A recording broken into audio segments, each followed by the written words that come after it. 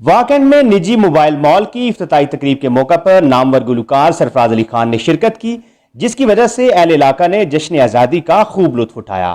دیکھیے واکنڈ سے حمزہ ارسلان کی یہ رپورٹ۔ اے چراغ وطن تو ہو روشن سدا،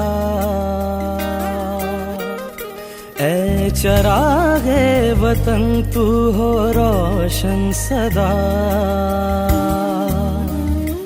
واکنڈ میں نجی موبائل مال کی افتتاحی تقریب کے موقع پر نامور گلوکار سرفراز علی خان نے شرکت کی اور جشن آزادی کے موقع پر ملی نغمے بھی پرفارم کیے، جس کی وجہ سے بچے بڑے سبھی نے لطف اٹھایا۔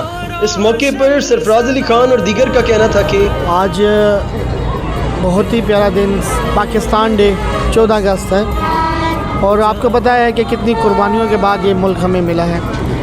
اور جہاں تک فنکاروں کی یا آرٹسٹ کی بات ہے تو میں آپ کو بتاتا چلوں کہ ہم لوگ پاکستان کے لیے گاتے ہیں، گاتے رہیں گے اور گا رہے ہیں۔ اس حوالے سے یہی میں کہوں گا، ہمارا ملک 14 اگست کو وجود میں آیا، یہ اسلامی جمہوریہ پاکستان کے نام سے آیا، اور اس کے لیے ہمارے آباء و اجداد نے بہت زیادہ قربانیاں دیں، اس کے لیے بہت زیادہ خون بہا گیا، اور اس کی ہمیں قدر کرنی چاہیے۔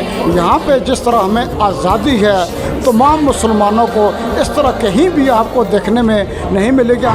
14 اگست ہمارا انڈیپینڈنس ڈے ہے جی، ہماری آزادی کا دن ہے، اس دن ہم آزاد ہوئے تھے۔